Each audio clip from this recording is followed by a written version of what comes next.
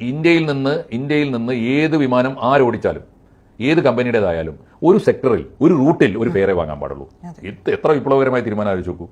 തിരുവനന്തപുരത്ത് നിന്ന് അല്ലെങ്കിൽ കൊച്ചിയിൽ നിന്ന് ദുബായിലേക്കുള്ള റൂട്ട് എല്ലാ കാലത്തും അത് പുതുക്കുന്നത് വരെ കാലാനുസൃതമായിട്ട് 1-2 കൊല്ലം കൂടുമ്പോൾ എയർലൈനിന്റെ ചെലവുകൾക്ക് അനുസരിച്ച് കൂട്ടാം. ബസ് ചാർജ് ന്യായമാണ്, ബസ് ചാർജ് കൂട്ടാം, ട്രെയിൻ ചാർജ് കൂട്ടാം, അത് ഗവൺമെന്റ് തീരുമാനിക്കാൻ കൂടും. പക്ഷേ ഇപ്പോൾ ഒരു തീരുമാനം ഇന്ത്യ ഗവൺമെന്റ് എടുത്തിരിക്കുന്നു. നിങ്ങളൊരു ചാർജ് ഫിക്സ് ചെയ്തോ, അത് ഫിക്സഡ് ആയിരിക്കണം.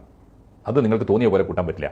അപ്പോൾ ഒരു മാസം മുമ്പ് ബുക്ക് ചെയ്യുമ്പോൾ ഒരു റേറ്റ്, പിന്നെ ഒരാഴ്ച മുമ്പ് നോക്കുമ്പോൾ അതിന്റെ ഇരട്ടി, ഒരു ദിവസം മുമ്പ് നോക്കുമ്പോൾ അതിന്റെ 3 ഇരട്ടി. ആ ഏർപ്പാട് പറ്റില്ല. നിങ്ങൾ ഈ ഡൈനാമിക് പ്രൈസിംഗ് എന്ന കാട്ടുകൊള്ള അവസാനിപ്പിക്കണം പ്രഖ്യാപിച്ചു. എന്നിട്ട് അവർ തീരുമാനിച്ചിരിക്കുന്നത് തൽക്കാലം പരീക്ഷണാടിസ്ഥാനത്തിൽ ഈ പരീക്ഷണം 1 റൂട്ട് 1 ഫെയർ, പണ്ട് ഉള്ള മുദ്രാവാക്യം പോലെ 1 നേഷൻ 1 ഇലക്ഷൻ എന്നൊക്കെ പറഞ്ഞിരുന്ന പോലെ 1 ഇന്ത്യ 1 ഇലക്ഷൻ എന്നൊക്കെയുള്ള മുദ്രാവാക്യം പോലെ അത് സത്യത്തിൽ മൗലികമായ പരിഷ്കാരങ്ങളാണ്. പക്ഷേ അത് സാധാരണ ജനങ്ങളെ അത്രക്ക് പള്ളക്കടിക്കുന്നതല്ല.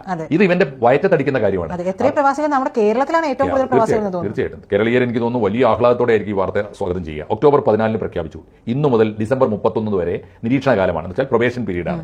ഈ കാലത്ത് ഞങ്ങൾ എല്ലാ സെക്ടറിനെ അടിച്ചേൽപ്പിക്കുന്നില്ല, ഒരുങ്ങിക്കൊള്ളുക. ഡിസംബർ 31 കഴിഞ്ഞാൽ പിന്നെ പുതുവർഷമാണ്. 2026 ജനുവരി 1 മുതൽ ഇന്ത്യയിൽ നിന്ന് ഓടുന്ന ഏത് വിമാനവും ഒരു സെക്ടറിലേക്ക് ഒരു ചാർജ് വാങ്ങാൻ പറ്റുള്ളൂ.